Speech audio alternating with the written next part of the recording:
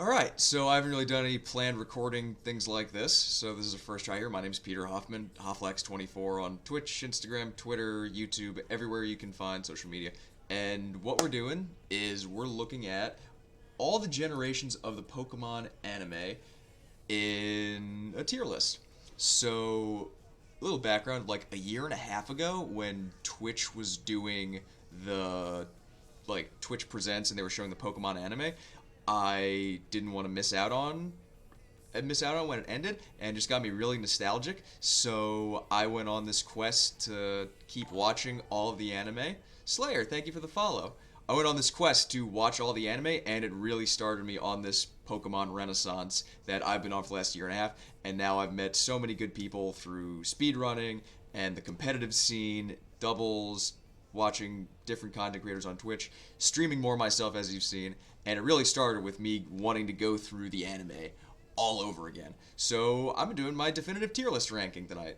So this may offend some, it may thrill others, but we're gonna have fun with it. So like any kid born in 1993 and when Pokemon started, we're gonna start with Generation 1's anime, and Generation 1 definitively to me is in the B tier.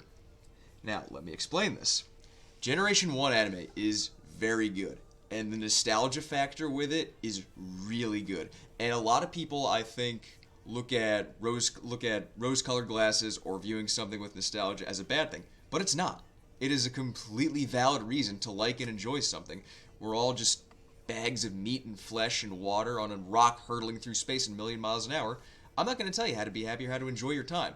The Gen 1 anime, but going back to it, that got philosophical. The Gen 1 anime is great. You have all the introductions. Yes, Ash gets his pity badges. Yes, he gets, dusted in the top 16 of the Indigo League. But it gets everyone into it. And the main thing is how good Team Rocket and Meowth are as foils in the beginning. It really sets them off that they're the best written characters throughout all the generations. That's going to be a continuing theme as I go through these generations, but the Gen 1 anime is so good. It brings back everything for me, and it got most people, I would assume most everyone that is my age, 27 or so on, into Pokemon, and now that it's on Netflix, it's even better. So that's Generation 1 for me. It's great. The theme is just iconic. Like, gotta catch them all.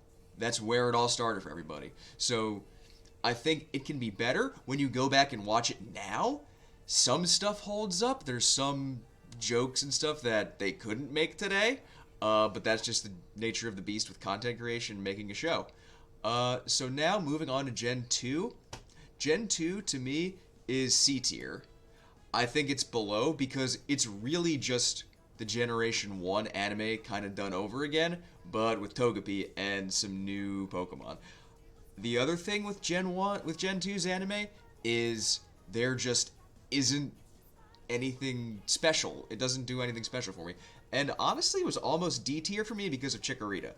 Like, Ash's Chikorita is one of the most annoying Pokemon he's ever had. Like, it's not even that close for me. Now, the reason it stays in C tier is because Ash's Totodile just brings it up a notch. And he is just so adorable and wonderful. And you cannot not love Ash's Totodile. So, Gen 2's anime, I don't have much to say about it because there isn't much to say because it really is, for the most part, just Generation 1 kind of put out again. So, we move on. Generation 3. Gen 3 is an A tier. I think getting rid of Misty, rubbed some people the wrong way, but May and Max are perfect. And May and Max were the perfect foil for each other, and they tried to do the same thing 2 generations later with Iris, but we'll get to that when we get to Generation 5.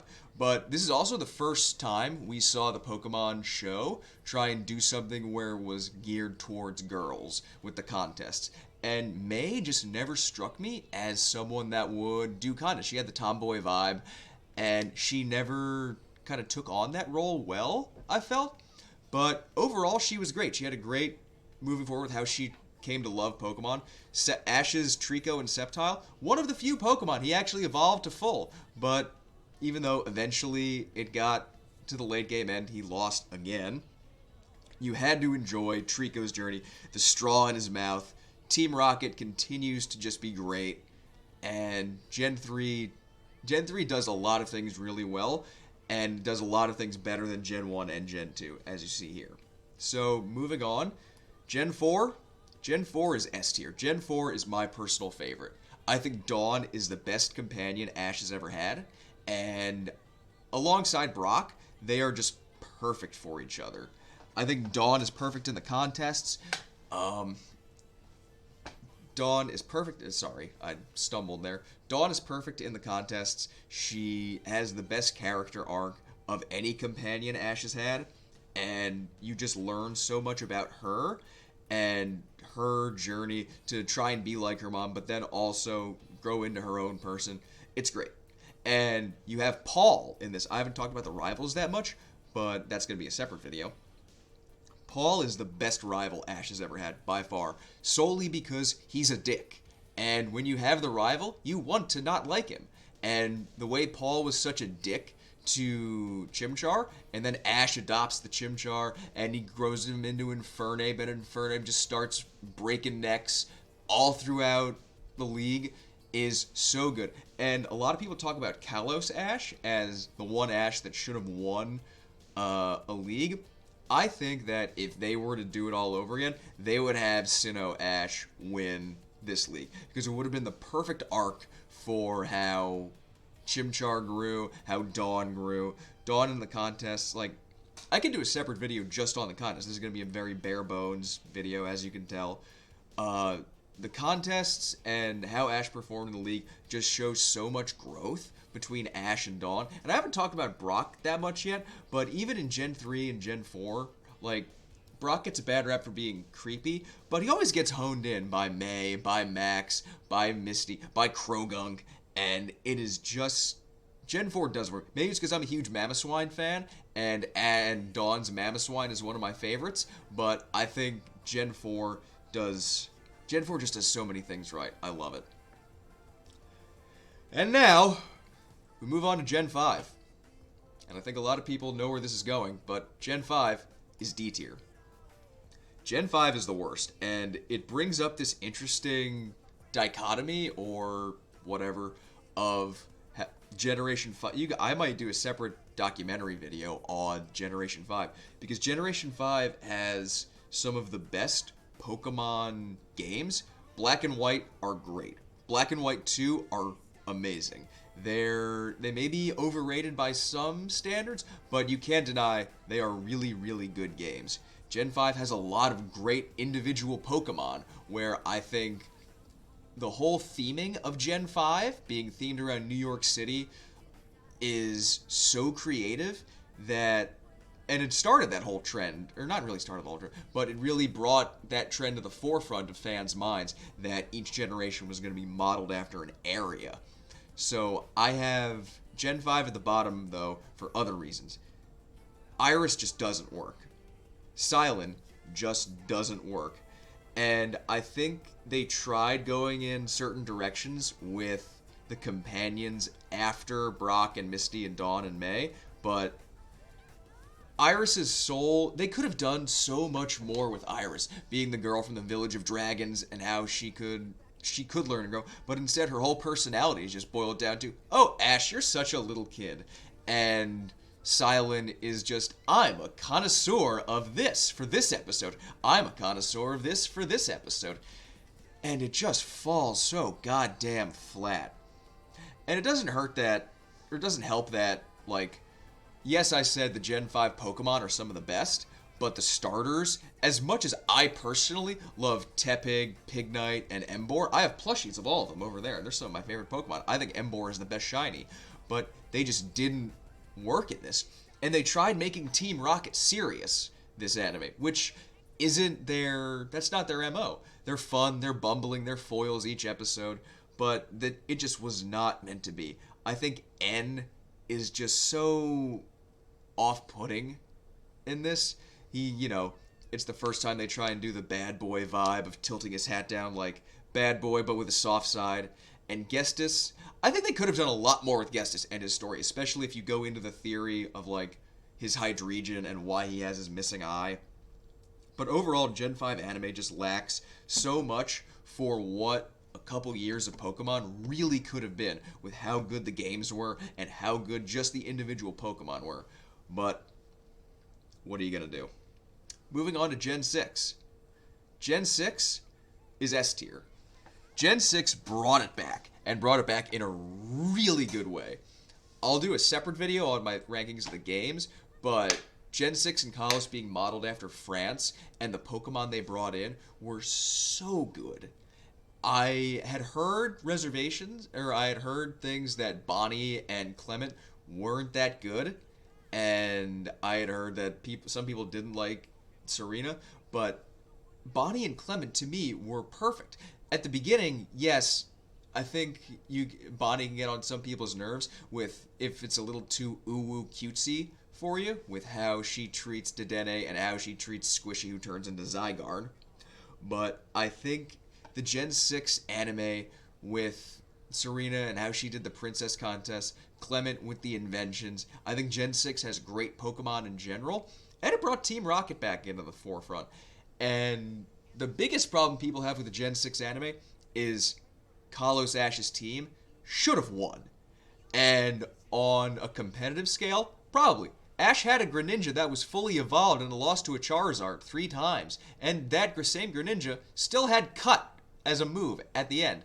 But looking past that as an entire anime, I thought Lysander and that whole plotline was good. I think it was probably the better I think it's one of the better villain lines. It's better than Gen 5. It's better than Gen 4's team and Team Galactic. As good as Cyrus was, I think Lysander was better, honestly. And I just think that the whole motif of trying to build a better world, but he's actually insane, I like that a lot. And I think towards the end, you see a lot of growth. I absolutely love when Serena cuts her hair and decides to move on and be her own woman and do the Princess Key contest in her own way. And to me, Gen 6, and maybe it's because X and Y are my favorite games, and I just think the aesthetic of Kalos being France is so good that it holds that place for me. But I think Gen 6 really hits on every single level. Gen 7. Gen 7 to me is A tier. Gen 7 did something different where there wasn't the set formula of one companion, two companion, and they do get their adventures. It was Ash on an island with 5 or 6 different companions and friends as he was at school. And I went into the Gen 7 anime, again, having heard popular opinion that he was not all that good, or that the generation was not all that good. But I loved it. I think the music is fantastic. I think the Pokemon in Gen 7, the Alolan Pokemon, are some of the best they've ever designed. If you go and watch ProZD recently did a video talking about all the Gen 7 Pokemon and ranking them in a tier list such as this, they are all so creative. And a C tier Pokemon from Gen 7 would be A tier or S tier any other generation. So it just did so much so well that I think it gets a bad rap. And again, you have this idea from the fans that, Alola Ash didn't deserve to win the league when he completely did. He had a very good team. Yes, he had 2 Ultra Beasts on there. But I think Alola Ash was a totally fine Ash to be the first Ash to win the league. I think that the Ultra Rangers and the Ultra Beasts, it's a little weird. I think you learn a lot from the whole... Actually, let me restate that. I think when you look at Nihiligo's design of the Ultra Beasts, it looks a lot like Lily, and I thought they were going to go into that more. But I think that whole plotline was done well with Aether Paradise and Lily and her mom, and it leaves you on the cliffhanger for Generation 8 of looking for Lily's dad that may still be out there. I thought the fact there weren't really rivals in Generation 7, I think was good, because it allowed them to flesh out Sophocles and Kiawe and Mallow and everybody else. And I think it was I think it was really well done. I think Alola's beautiful. I love Professor Kukui. I love Professor Burnett. I think they are the best couple in Pokemon that we've seen since Professor Oak and Ash's mom. And that, again, can be another video. But no, Alola and Ash totally deserve to win the league, and I think Gen 7's anime is so well done. It is worth picking up on Amazon and watching. So as far as Generation 8, if we can even call it Generation 8, the anime, I'm leaving it untiered for now, but if I were to rank it right now, it would be... Oh, man. You know what? I think we're going to move Gen 1 to B tier, and we're going to move Gen 8 right now to C tier. I think my main problem so far with Generation 8, or whatever Pokemon Journeys, is it doesn't feel like the Generation 8 anime. What it feels like to me is there are people my age that grew up on Gen 1, and now they hold the credit card for Netflix accounts. And they see all the Gen 1 Pokemon that are in Pokemon Journeys, and they see their kids getting into it with all the new Generation 8 Pokemon, and they think they can bridge the gap, but it just doesn't feel like its own thing. And there's still a lot left to be told with Generation 8's anime. Hopefully, at the time of this video, the next part of the anime is coming to Netflix next month. So hopefully they do more to make you feel like it's the Generation 8 anime. So I really hope that's the case. But this is my tier list. We'll rank it again. I have Generation 1 and Generation 1 as a B tier. The nostalgia is great, but to me it doesn't hold up as well as a lot of people think. But still, it's fantastic. It's fun. Generation 2 is B tier. Again, I think they just rehashed a lot. Generation 3, A tier. They did a lot of fun new things. I love May and Max. Generation 4 is incredible. I love Dawn so much. Over my shoulder, I have a statue of Dawn and Piplup, and it's one of my most prized possessions. Gen 5, bad. I may do a separate thing on Gen 5 as a whole and what the hell went wrong there. Gen 6, S tier. Clement and Bonnie are great. Serena is great. The contests are great. Ash's team should have won. Maybe it shouldn't have because he was dumb and still had a Greninja with Cut. I think Ash Greninja was a cool evolution, and that's a different metagame conversation about Ash Greninja.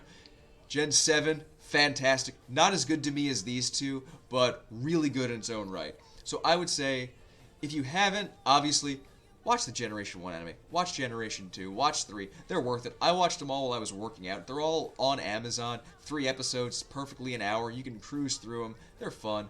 Gen 4, watch it. Gen 5, just don't. Just stay away. Gen 6, so much fun. Gen 7, so much fun. Watch it when you're just chilling out. Watch it as background noise. Watch it with your kids. Watch it with your little brother or sister. Have fun with it. And then Generation 8, to me, the jury is still out. Hopefully it turns out better than, to me, it has been so far, as much as I like it. Or as much as it's sort of rubbed me indifferently. But overall, this is what I think. Let me know what you think of this video. Like I said, my name's Peter Hoffman. My social media is going to be down below. It's Hofflex24 all across the board on social media. I may do some more of these tier lists. They're a lot of fun. I am live on Twitch, usually around noon Eastern time for 2 or 3 hours, doing doubles, doing speedruns, doing ROM hacks.